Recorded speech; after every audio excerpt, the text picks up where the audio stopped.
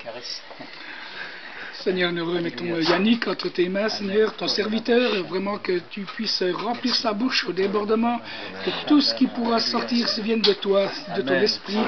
Merci que nous puissions être des auditeurs qui respectent cette parole, Seigneur, qu'elle nous fasse du bien, Seigneur, et que nous mettions en pratique ce que nous allons entendre ce matin. Merci encore pour ton intervention surnaturelle, Seigneur Jésus, et que ta parole soit accompagnée par des signes et des miracles. Au nom de Jésus-Christ. Amen. Amen. Amen. Merci Seigneur. Amen. Voilà. Bonjour à tous. Soyez bénis. Je sais que tu m'aimes. Ah, c'est important. Est-ce que tu sais que Jésus t'aime? Ah, c'est une grande question. Si on n'a pas la réponse, c'est embêtant. Seigneur, moi je sais, tu m'aimes. Alors, le Seigneur, il ne m'aime pas parce que je suis à 4 épingles. Hein. Le Seigneur, il m'aime simplement parce que, eh bien, je l'ai reconnu comme Sauveur et Seigneur, mais aussi j'ai reconnu ce que j'étais, pécheur. Hein, et je suis un pécheur, sauvé par grâce. Et c'est ce qui fait de moi quelqu'un qui est aimé de Dieu. Parce que le Seigneur, il sonde nos cœurs, il voit vraiment que ce qui fait notre vie, c'est sa présence au milieu de nous, c'est son pardon qui est en nous, c'est sa paix qu'il nous a donnée. Et je peux dire, oui Seigneur, je sais que tu m'aimes. Je sais que tu m'aimes. Et bon, on va essayer d'aller un peu plus loin en disant, même si tu ne sais pas que Dieu t'aime, eh bien il t'aime quand même. Parce que Dieu a tant aimé le monde qu'il a donné son Fils unique. Voilà, afin que quiconque croit en lui ne périsse pas, mais qu'il ait la vie éternelle. Alors même si tu ne sais pas que Dieu t'aime, et si tu dis, ouais, Dieu ne peut pas m'aimer, eh bien déjà c'est un mensonge du diable, parce que Dieu t'aime. C'est la parole de Dieu qui le dit, ce n'est pas un homme, c'est la parole, et Dieu dit, ce matin, il te dit, je t'aime. Et ce que nous avons besoin, c'est de découvrir la richesse, la grandeur de son amour, de l'accueillir dans notre cœur, et afin que nous puissions aussi l'aimer en retour. Hein? Et c'est important d'aimer Jésus, de l'aimer lui, parce qu'il a tellement, nous a tellement aimés d'un amour si grand, un amour si puissant. Alors je ne vais pas mettre sur l'écran, je ne sais pas si... Ah, je vais le mettre quand même. Voilà, mais je ne voudrais pas que ça vous perturbe de trop. Voilà, donc c'est la suite du message que nous avons vu déjà la dernière fois. Vivre dans la communion avec le Saint-Esprit. Vivre dans cette communion, cette intimité avec le Saint-Esprit. Le Seigneur, dans son amour, il est venu pour nous sauver. Amen. Hein, Dieu a tant aimé le monde, comme je l'ai dit, qu'il a donné son Fils. Et notre choix face à cet appel de Dieu, eh bien, c'est de répondre à l'appel ou de ne pas répondre à l'appel. Il y a cette liberté. Hein, c'est une terrible liberté parce qu'elle engage notre éternité. Et nous avons besoin, c'est vraiment de réaliser l'amour de Dieu qui était là pour nous délivrer de quelque chose de terrible. Ça s'appelle le jugement, la condamnation.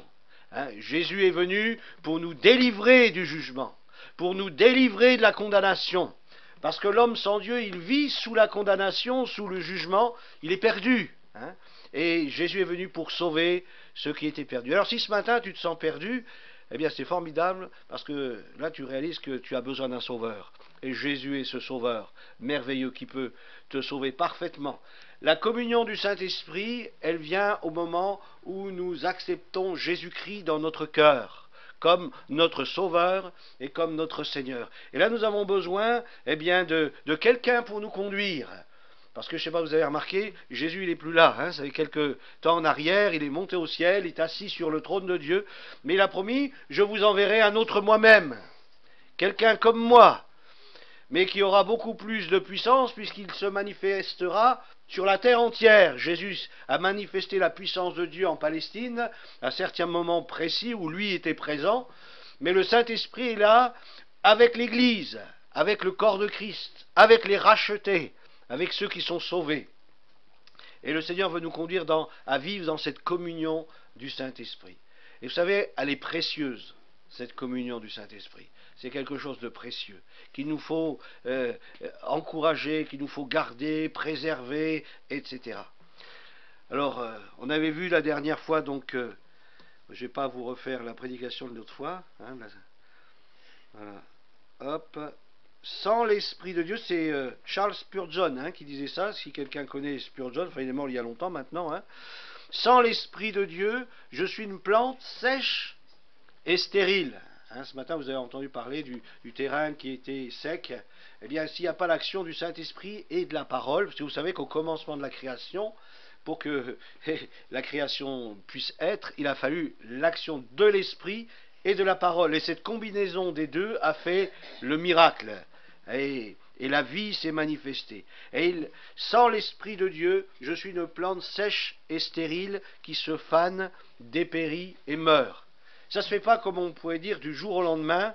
Il y a un temps, un chrétien qui perd ce feu de la présence du Seigneur, de cet amour pour Dieu, eh bien, quelque part, à un moment donné, il se fane. Et il perd, comme j'ai entendu dans une prière, avoir un peu un visage d'enterrement, une tête d'enterrement, c'est pas très bon, c'est pas bon signe en tous les cas. Mais ça, c'est pas le désir de Dieu. Le désir de Dieu, il veut que la joie habite nos cœurs. Christ est ressuscité, formidable. Amen. Alléluia, ça réjouit nos cœurs. Savoir, je ne suis jamais seul avec Jésus. C'est formidable. J'ai la joie du ciel, la joie du salut. C'est formidable. Alors, cela peut se faner dans notre vie si on ne sait pas entretenir cette communion avec le Saint-Esprit. Et ça dépérit. Alors, c'est pas que c'est la volonté de Dieu, Dieu ne veut pas ça. Mais c'est à cause de notre éloignement, de la communion du Saint-Esprit, de la présence de Dieu. On n'est plus dans la lumière. Alors, on vient dans le grisâtre, après on vient dans les ténèbres, et puis là, voilà, on est un peu perdu, on devient aveugle, on dépérit, et la terminaison de tout cela, c'est la mort. La Bible dit que le salaire du péché, c'est la mort. Le salaire du péché, on aime bien le mot salaire, mais là, c'est pas très réjouissant. Le salaire du péché, c'est la mort. Mais le don gratuit de Dieu, c'est la vie. Alléluia. Et pas n'importe quelle vie. C'est une vie bien particulière qu'on appelle la vie éternelle. C'est la vie qui est en Dieu. C'est cette vie-là que Dieu communique au travers du Saint-Esprit. Ça s'appelle la vie éternelle. Et il nous faut garder, entretenir et demeurer dans cette vie de Dieu. Alors, le salaire du péché, c'est la mort, mais le don gratuit, c'est la vie éternelle au travers de quelqu'un, de notre Seigneur Jésus-Christ. Alléluia. Alors, lorsqu'on parle de Jésus-Christ, la première image qui vient à notre esprit, c'est quoi? Enfin, moi, personnellement, c'est la croix.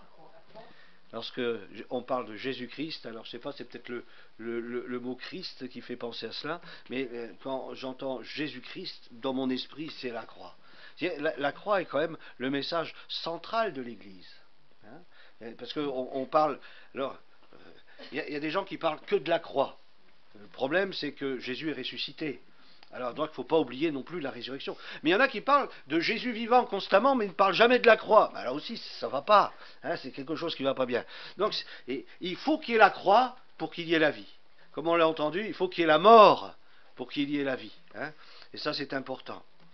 Voilà. Alors, sans l'Esprit de Dieu, je suis une plante sèche, stérile, etc. Dieu est avec nous par le Saint-Esprit. Alors, lorsque nous acceptons Jésus-Christ dans notre cœur, le Seigneur, le Sauveur, il vit en nous. Amen. Et l'Esprit, eh bien, c'est Dieu. La Bible dit que Dieu est Esprit, on pourrait dire Dieu est l'Esprit, quelque part. Mais Dieu est le Père, comme on l'a entendu aussi ce matin, Fils, et il est Saint-Esprit. Il n'y a pas trois dieux, il n'y a qu'un seul Dieu. Mais il se manifeste de différentes manières. Un jour, eh bien, il nous a parlé par le Fils. Alléluia. Il a parlé aussi dans l'Ancienne Alliance, Dieu a parlé, Elohim, Yahweh, Dieu a parlé. Mais dans ces derniers temps, il nous a parlé par le Fils, mais aujourd'hui, le Saint-Esprit, eh bien, il nous parle. Et Dieu nous parle au travers du Saint-Esprit.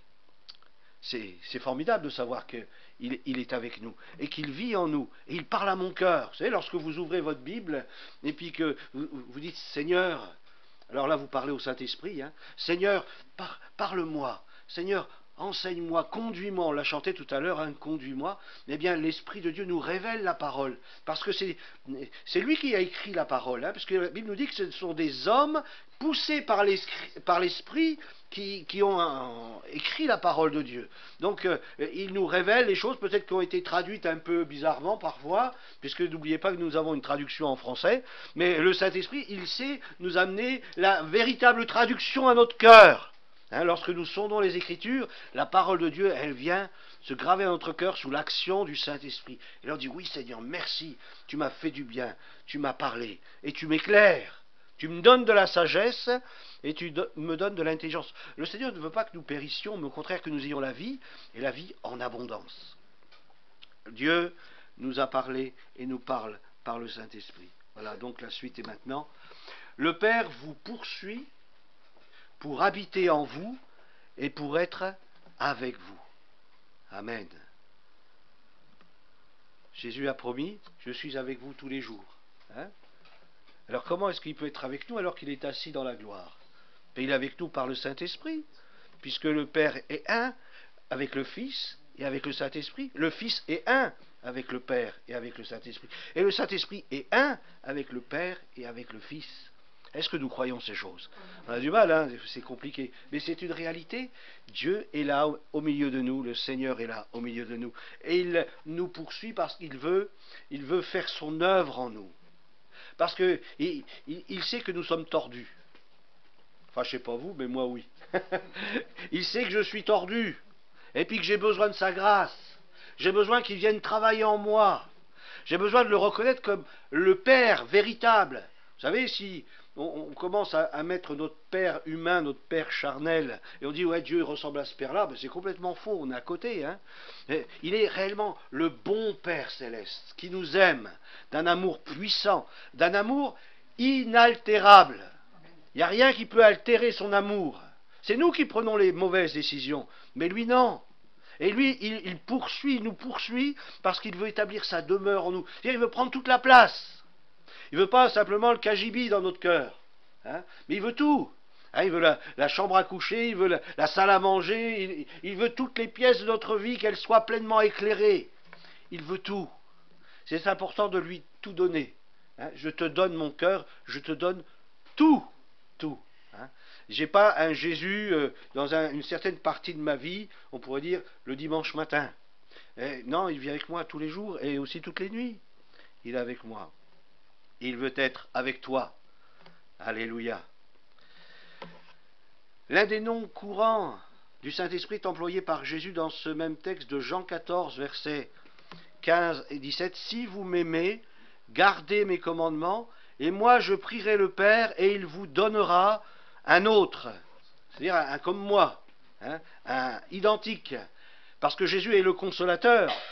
Hein. J'ai dit un autre consolateur, c'est-à-dire que Jésus aussi est le consolateur. D'accord, hein, donc, Dieu veut nous apporter quelque chose. Alors, le consolateur dans le texte grec peut être interprété de différentes manières. On l'avait vu, je crois, la dernière fois, ou on va peut-être le voir maintenant, je ne sais pas.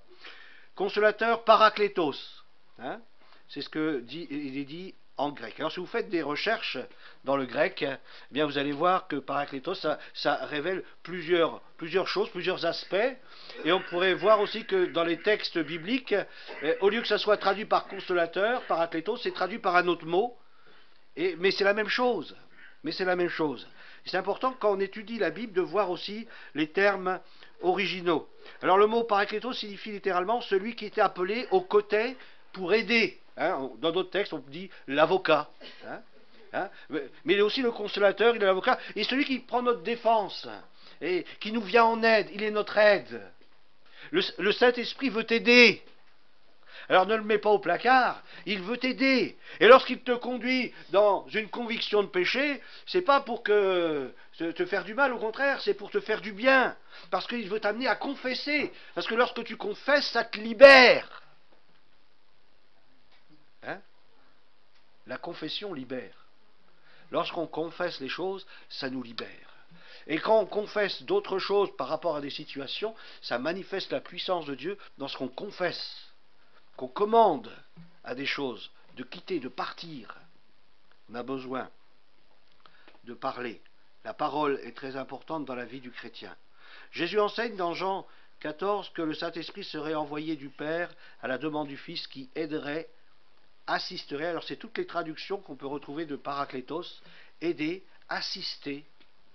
Il veut t'assister, il ne fait pas de l'assistanat, hein, mais il veut t'assister, il veut être avec toi, il veut être présent dans chaque moment de ta vie, il veut te conduire, te parler, te révéler, etc. Les dons du Saint-Esprit sont aussi là pour ça, hein, il nous donne des révélations dont nous avons besoin, et consolerait les disciples. Il est un défenseur.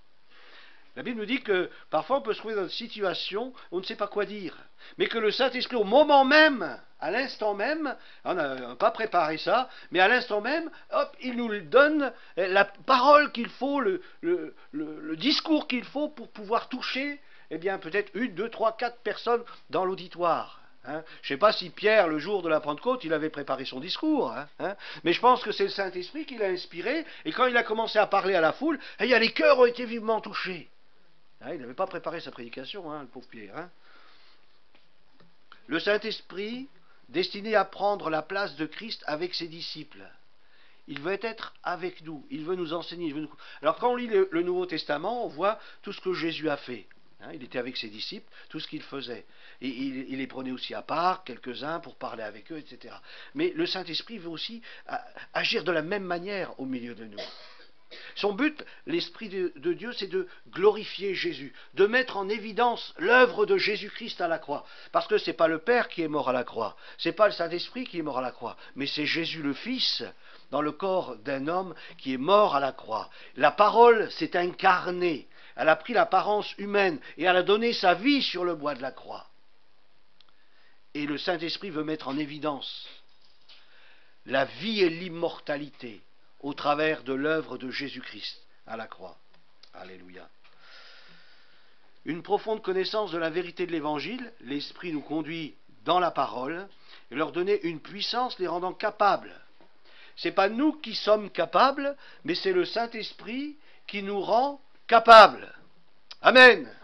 Je crois que c'est important de ne pas s'appuyer sur notre connaissance intellectuelle, sur nos forces physiques.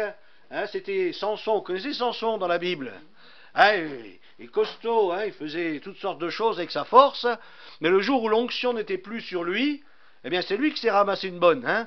Nous avons besoin de l'onction du Saint-Esprit, et ce n'est pas ma force, mais c'est parce que je vis dans cette communion, cette relation avec lui, bien qu'il manifeste sa force au travers de moi. Mais si je n'ai plus cette communion-là, eh bien il n'y a plus de force, il n'y a plus de puissance. Il y a même la dépression qui vient, et je vis dans l'anxiété, et je vis dans la peur. Il y a comme une dégringolade qui s'opère lorsque je ne suis plus dans cette communion avec le Saint-Esprit. Alors il veut donner de la puissance, c'est ce qui s'est passé le jour de la Pentecôte.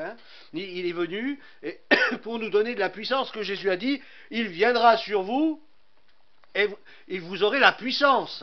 Elle vous communiquera sa dynamis, sa puissance. Et c'est vrai que lorsque on est rempli du Saint-Esprit, lorsqu'on commande à des choses spirituelles, démoniaques, elles partent.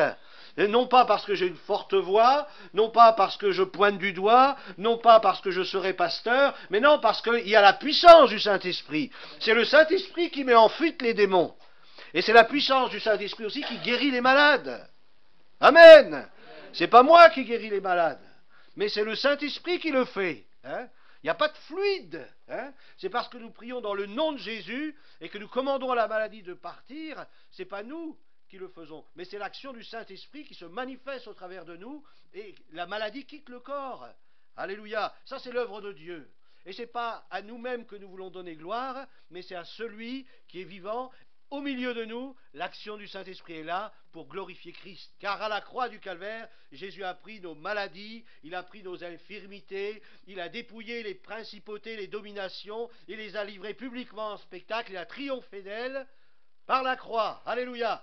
Et le Saint-Esprit au travers de nous, il confirme cette parole.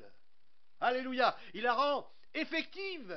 Ce n'est pas de l'imagination, ce n'est pas une histoire du passé, mais c'est une réalité d'aujourd'hui. Et le Saint-Esprit veut confirmer la parole, veut confirmer ce que Christ a accompli à la croix du Calvaire. Et nous pouvons vaincre. Alors on parle aussi des épreuves. Alors c'est Famara qui nous en a parlé aussi dimanche dernier. Lorsque vient l'épreuve, combien c'est important, eh bien d'être dans cette communion du Saint-Esprit.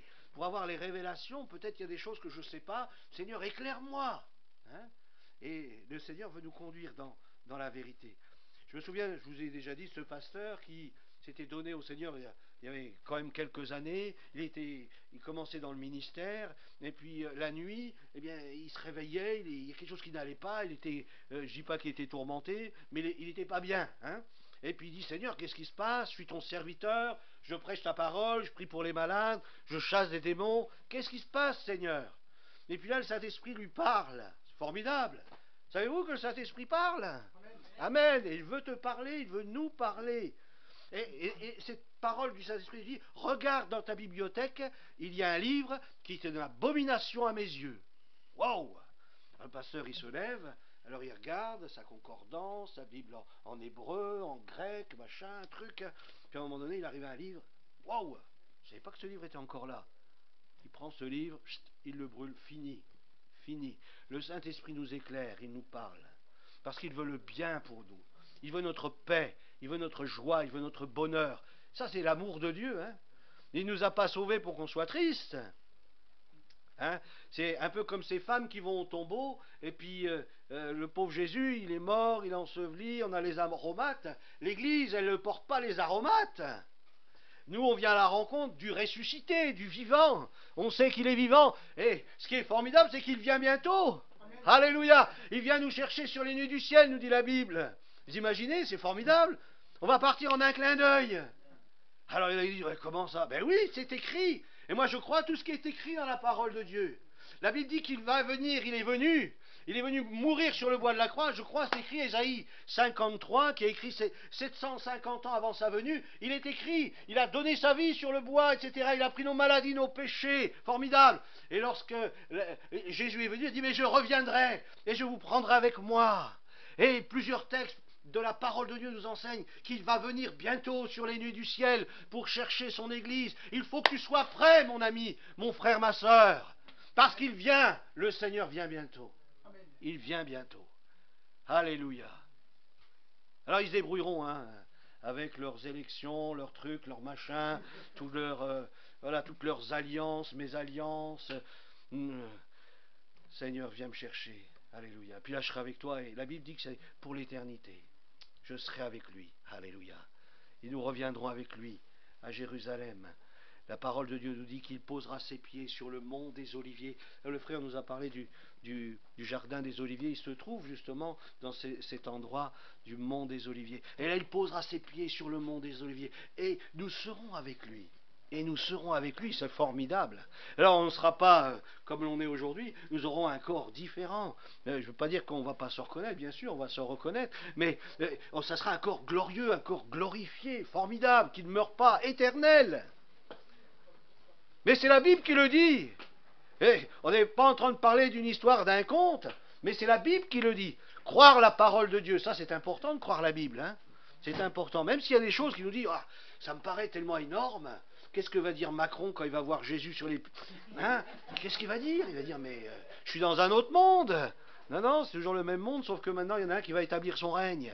Et tu vas être obligé de fléchir les genoux devant lui. Parce que c'est lui le vrai roi. Il est le roi des rois. Il est le Seigneur des seigneurs. Alléluia. Moi, je suis un peu écarté, je crois. Dieu enseigne la sagesse et sa présence et la puissance de Dieu. Il nous enseigne la sagesse par le Saint-Esprit, pas une sagesse humaine, une sagesse spirituelle. Par le Saint-Esprit, il nous parle. Et il nous donne, vous savez, un peu comme Salomon. Vous savez, Salomon, c'était l'homme qui avait une sagesse extraordinaire. Il a pu répondre à des problèmes, on pourrait dire, insolubles, que les gens n'arrivaient pas à régler. Mais lui, avec la sagesse de Dieu, il a pu régler des problèmes extraordinaires. Il était reconnu par toute la terre comme un homme plein de sagesse. Mais cette sagesse, Dieu nous l'a donnée. Christ a été fait pour nous sagesse. Et nous l'avons dans notre cœur. Tu as reçu dans ton cœur une sagesse qui n'est pas une sagesse humaine, mais une sagesse divine. Alors puise dans cette sagesse. Lorsque tu as des problèmes et des difficultés, ou tu rencontres quelqu'un qui a des problèmes, puise dans cette sagesse. Seigneur, tu m'as donné ta sagesse. Aide-moi, Seigneur. Donne-moi à bénir celui ou celle qui en a besoin, qui a besoin d'une parole venant de toi. Et bien sûr, la présence de Dieu, c'est la puissance de Dieu. Là où Dieu est, eh bien il agit. Hein, il n'est pas là au spectacle en regardant la prédication, puis en disant, en mettant des points, ah, il a bien prêché aujourd'hui, ça va, ça s'est bien passé, et je note dans le livre de vie, voilà. Hein, non, non, non, le Seigneur, il n'est pas un spectateur, mais au contraire, il agit au milieu de nous. Il agit dans nos cœurs. Hein, il est en train de travailler, il est en train de graver sa parole dans nos cœurs. Et dans le passé, c'était sur des tables de pierre, mais aujourd'hui, il grave sa parole sur des tables de chair, sur nos cœurs, nous dit l'Écriture. Et sa parole, lorsqu'elle est gravée dans notre cœur, elle produit la vie. Elle produit la vie. Alléluia. Marc 4, puis on va terminer là, parce qu'on a déjà pas mal avancé. Marc 4, 38. Vous avez vos Bibles ? Ah, vous avez un peu le texte un peu à l'écran, là, ça va un peu vous aider. Et lui, il dormait à la poupe. Alors pour vous dire, il y avait comme une tempête. C'était pas très réjouissant pour ceux qui étaient dans la barque. Alors il y a quelqu'un qui a parlé, je crois que c'est Luc, de la tempête sur la mer de Galilée ou sur le lac de Tibériade, c'est la même chose. Hein. Et il disait que ça arrive d'un seul coup et ça part d'un seul coup. Hein. Parce que c'est comme une mer qui est en dessous du niveau de la mer, c'est ça. Hein. Ah, il y a des frères qui ont été là-bas, ils ont eu. Donc vous avez bien vu, elle était bien au-dessous du niveau de la mer. Voilà. Donc le lac de Tibériade, la mer de Galilée, et puis là, dès qu'il y a une tempête qui vient, c'est terrible, ça peut se passer, ça se passe très vite et ça peut se passer très mal. Mais Jésus, lui, dormait. Il dormait à la poupe sur le coussin. Alors la poupe, c'est devant, derrière ? C'est devant. Ah, c'est déjà bien, il est devant. Hein. Quand Jésus est devant, c'est formidable. Hein. Mais s'il dort, c'est embêtant. Hein. Mais il est devant. Hein, il est devant. Il a la poupe sur le coussin. Là, il y a un beau petit coussin, comme ici, là. Beau petit coussin à la poupe. Ils le réveillèrent. Et ils lui dirent, maître. Alors ils le réveillèrent. Vous imaginez, enfin une tempête, enfin, je sais pas moi. J'imagine, hein, une tempête, donc la barque elle monte, elle descend, alors déjà il y a le cœur qui commence à mal se... Hein, et puis peut-être il y en a 2-3 qui ont vomi, hein, ça c'est possible, hein, c'est pas marqué, hein, ils n'ont pas osé, non on va pas dire ça parce que ça va pas bien dans une prédication. Alors, et puis ils auront eu du vent, il y a de l'eau qui est venue... Alors peut-être que Jésus croyait qu'il y avait une bulle autour de Jésus, puis qu'il n'y avait pas d'eau qui venait, puis lui il sentait rien du vent. Ben, je crois pas, moi je pense qu'il sentait aussi l'eau qui venait sur lui, le vent aussi qui était là. Ben, je pense qu'il n'était pas non plus épargné. Hein, mais lui il dormait, quoi. Jésus il dort. C'est formidable quand il peut dormir. Hein. Vous savez, quand la paix de Dieu est là, la paix c'est... Même au milieu de la tempête, on ne craint rien. On est paisible. Je m'endors en paix. Hein. C'est l'arrière la poupe. Alors, c'est pas l'avant, qui c'est qui a dit que c'était l'avant, hein? Qui c'est qui a dit que c'est pas un marin qui a dit ça, hein? C'est un parachutiste, mais pas un marin. Ah, je vais à la poupe. Eh, c'est par là. Bon, au moins il y a quelque chose qui a été corrigé, là. Hein? Alors lui dire, maître, ne t'inquiètes-tu pas que nous périssons. Et ils viennent le réveiller. Jésus, réveille-toi. Ne t'inquiète pas que nous... S'étant réveillé, il menaça le vent et il dit à la mer. J'aime beaucoup parce qu'il parle en 2 fois. Hein. Il menace le vent et il parle à la mer. Ça, c'est important. Hein. Faut retenir ça parce que c'est pas banal. Hein, et c'est pour nous enseigner quelque chose. Alors, il menace le vent, il parle à la mer. Silence, tais-toi. Et le vent cessa, il eut un grand calme. Et puis il dit, pourquoi avez-vous si peur? Comment n'avez-vous point de foi? Ah, 2 choses qui arrivent. Pourquoi est-ce que vous avez peur alors que je suis avec vous?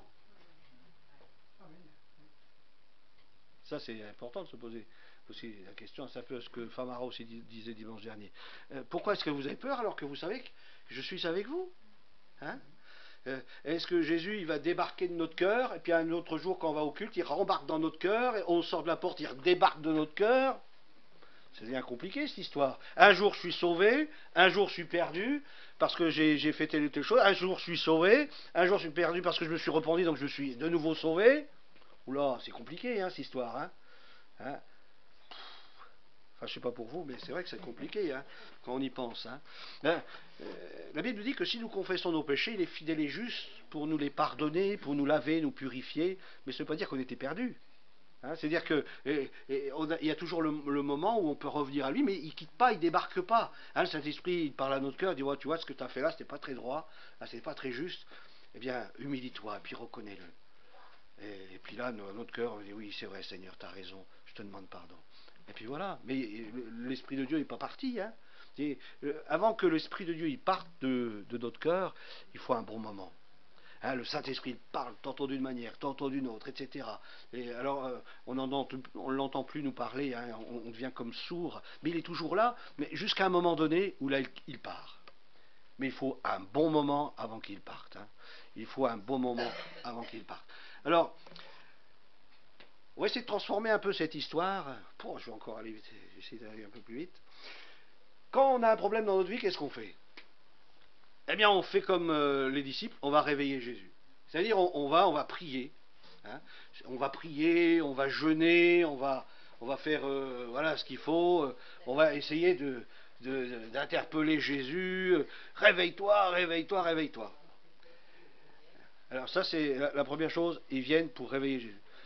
Mais ce que Jésus leur demande, c'est mais pourquoi n'avez-vous pas la foi pour prendre autorité sur les éléments, sur les choses qui vous empoisonnent la vie? Je suis avec vous. C'est à vous de prendre autorité sur les choses. C'est pour ça qu'il leur dit, mais n'avez-vous pas la foi? Et la réponse dit, mais si on a la foi, on croit que tu es le Fils de Dieu qui est venu dans le monde, etc. Alors maintenant, il faut que tu mettes en action ta foi. Hein, la foi, c'est pas quelque chose qu'il faut enterrer dans la terre et puis laisser... Non, non, c'est quelque chose qui doit être nourri, la foi doit être en mouvement. La foi, elle produit la vie. Et quand quelqu'un il a la foi, eh bien, il exerce la foi. Si tu crois à la parole de Dieu, eh bien, exerce la foi. Et si l'ennemi vient te troubler, eh bien, dis-lui, va-t'en. Commence pas à dire, Seigneur Jésus, regarde, toutes les ténèbres qui viennent contre moi, viens-moi. Là, on va réveiller Jésus. Comprenez? Alors que le Seigneur dit, non, mais tu as la foi. Tu as reçu ma parole, tu as reçu une autorité spirituelle, le Saint-Esprit est en toi. Prends autorité, commande à l'ennemi de partir, et il partira. Amen. Et il partira. Amen. Alléluia. Alors il menace le vent, et puis après il parle à la mer. Et je crois que c'est la même chose. On menace, eh bien, l'ennemi, on menace les ténèbres, mais en échange, il dit, Seigneur, que ta paix vienne. Hein? Quand on chasse la maladie, qu'on commande à la maladie de quitter le corps, Seigneur, que ta puissance de guérison vienne. Hein? Donc, il y a ces deux aspects. On met dehors ce qui fait mal, ce qui fait du bruit, ce qui fait peur, et ensuite on invite la paix, on invite la guérison à venir et à prendre place. Alléluia. Ils furent saisis d'une grande frayeur, ils se dirent les uns aux autres, qui est donc celui-ci à qui obéissent même le vent et la mer. Nous avons reçu une autorité qui doit s'exercer dans la paix. Ça, c'est important. Et bien, nous verrons ça la prochaine fois. Peut-être juste ce verset, Ésaïe 30, verset 15, car ainsi a parlé le Seigneur, l'Éternel, le Saint d'Israël, c'est dans la... Oh. C'est dans la tranquillité et le repos que sera votre salut, c'est votre secours ou votre... Vous savez, le salut, ça peut être interprété ou votre guérison. C'est dans le calme et la confiance. On ne va pas s'agiter. Hein. Pourquoi t'agites-tu? Marie a choisi la bonne part. Pourquoi t'agites-tu? Demeure au pied du Seigneur. Demeure à ses pieds. C'est dans le calme et la confiance que sera votre... C'est un bon verset. Hein. On devrait le mettre, je ne sais pas, dans la voiture, hein, ou je sais pas, non, peut-être pas la voiture, mais même mettre en évidence quelque part et s'en souvenir. Le texte termine malheureusement, mais vous ne l'avez pas voulu. Mais nous la voulons. Nous voulons la paix de Dieu. Nous voulons. Alors, avoir la paix de Dieu, c'est d'être dans cette communion avec lui. Hein. Sinon, on ne peut pas avoir la paix si on n'est pas dans la communion. Alors, il faut se mettre dans une bonne communion avec le Saint-Esprit pour avoir la paix. Et une fois que je suis dans la paix, eh bien, je suis tranquille. Et quand les événements viennent, je ne crains rien, parce que je sais que tu es avec moi, Seigneur. Je sais que tu es là. Et si le diable vient m'embêter, je dis, hey, va jouer ailleurs. Va jouer ailleurs. Emmène tes sbires avec et va jouer ailleurs. Alléluia. Tu n'as rien à faire ici. Tu n'as rien à faire ici. Tu sais, moi j'ai remarqué ça. J'ai connu plusieurs serviteurs de Dieu. Mais c'est une chose qui m'a vraiment vraiment étonné, qui m'a vraiment fait du bien, ils avaient sur eux une paix et une tranquillité extraordinaire. Une paix et une tranquillité extraordinaire. Et ça, c'est à cela qu'il nous faut aspirer, à être dans la paix et dans la tranquillité. Si je vis dans cette relation avec l'Esprit de Dieu, avec la présence de Dieu, cette paix habite en moi, alors je n'ai pas à avoir peur, je n'ai pas à craindre. Et s'il y a des choses qui viennent, je prends autorité au nom de Jésus. Et je crois qu'il le fait. Moi j'ai vu des serviteurs de Dieu chasser des démons juste dans un murmure. Ils n'avaient pas besoin d'hurler, hein. Juste dans un murmure, ils ont dit maintenant tu t'en vas. Au nom de Jésus, tu t'en vas. Et le démon, il partait. C'est dans le calme et la confiance que sera votre force. Amen. Amen. Bon, je finis la diapo. Hein. Au commencement, l'Esprit se mouvait au-dessus des eaux. Genèse 1, 2. La terre était informe et vide. Il y avait des ténèbres à la surface de l'abîme et l'Esprit de Dieu se mouvait au-dessus des eaux. Genèse 1, 3. Dieu dit que la lumière soit et la lumière fut. L'Esprit agit avec la parole. L'Esprit agit. Alors lorsque tu as la paix du Saint-Esprit, on verra plus tard, hein, on n'a pas le temps, mais lorsque vous avez cette paix en Dieu, cette paix avec Dieu qui est en vous, bien, il y a une force qui se manifeste de votre vie. Et là, lorsque vous engagez la parole de Dieu, lorsque vous la proclamez, parce que vous êtes dans la paix, bien la puissance de Dieu se manifeste. La puissance de Dieu se manifeste. Amen. Alléluia. Gloire à Dieu. Alors on va terminer par la prière et on verra la suite plus tard.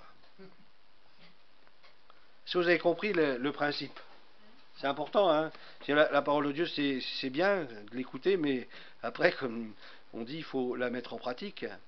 Et la mettre en pratique, c'est souvent ce qui est le plus important. Et rechercher la paix. La paix avec Dieu, comme on l'a entendu aussi ce matin, la paix avec les autres. Hein, parce que si je dis que j'ai la paix avec Dieu puis que je suis en guerre avec les autres, ça ne va pas non plus, quoi. Il y a quelque chose qui sonne faux. Hein. Alors la Bible nous dit dans le mieux possible, autant que cela dépende de vous, d'être en paix les uns avec les autres ou avec les personnes qui ne connaissent pas le Seigneur, autant que c'est possible. Et, voilà, rechercher la paix avec tous. Hein.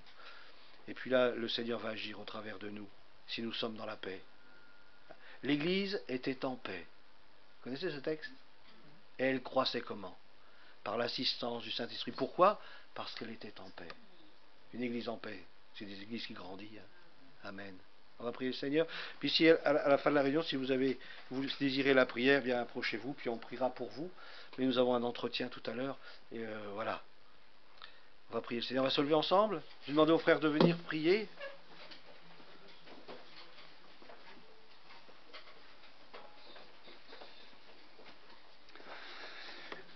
Merci Seigneur pour ta parole, Seigneur Jésus, qui a été annoncée avec puissance.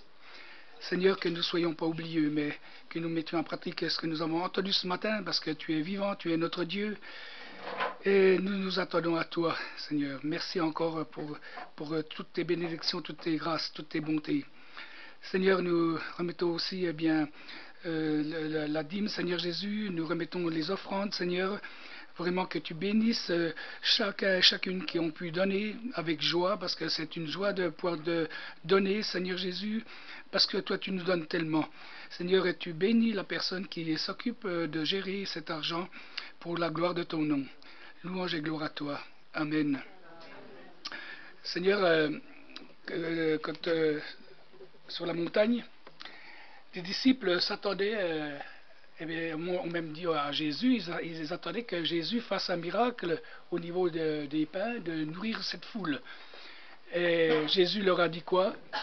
Donnez-leur vous-même à manger. Hein? Donc, ça à nous aussi, Jésus est là, mais il nous dit aussi de faire. Et il y a aussi, il a parlé aussi de la crainte, de la peur. Hein? Et alors que Jésus est là, dans la barque, et Jésus était là à côté d'eux, ils avaient peur. Et je me rappelle, quand on était en Serbie, on arrive à la douane, et puis là, bien sûr, il y avait beaucoup de voitures, on attendait. Mais en attendant, on priait, on disait Seigneur, parce qu'on était transi de peur, parce que des fois on pouvait rester une journée, 2 jours comme ça, alors qu'il manquait rien, mais bon. Et on avait peur. Pourtant, on priait. On savait que Jésus était en nous, était avec nous, mais on avait peur. Et en arrivant, on donne nos passeports. Et là, il mettait du temps à nous les redonner, puis on continue à prier, le Seigneur, voilà, alors il est avec nous, mais on a peur. Et là, il me redonne, c'était moi qui conduisais, il me redonne le passeport, je donne au copain, et puis le mien, il voulait pas me le donner. J'avais beau, mais je dis, mais il veut pas me le donner, pourquoi? Puis après, il me le tire des mains, il ouvre, puis il me fait Christian, Jacques, André. Waouh! Puis il me le redonne, allez-y. Puis je me suis dit, puis après, une paix surnaturelle est descendue sur nous. On n'avait plus besoin de prier, parce que Christian, ça veut dire Christin aussi. Jacques André, c'est le premier disciple qui était avec Jésus, donc rien qu'avec les paroles là, ça voulait dire, mais Jésus est avec vous, pourquoi vous avez peur? Donc vous voyez, Jésus des fois, il intervient comme ça. Il nous a pas, il n'a pas dit race incrédule, parce qu'il a eu pitié de nous surtout. Mais c'était pour la bonne cause. Bon, mais bon. Donc Dieu est avec nous dans toutes circonstances, mais il faut le croire, il faut le sentir aussi, parce qu'il se laisse pas, il se laisse sentir aussi par toutes sortes de choses. Et merci pour ce message qu'on retienne vraiment. Et puis certainement que vous avez eu aussi des choses comme ça, vous avez eu peur un jour, et puis d'un seul coup la paix est venue parce qu'il y a eu une parole, quelque chose, vous avez senti que vraiment Jésus était là, et s'il est là, eh bien, rien ne peut nous arriver que du bon. Hein? Le diable n'a aucun droit sur nous, que celui qu'on veut bien lui donner. Voilà. Amen.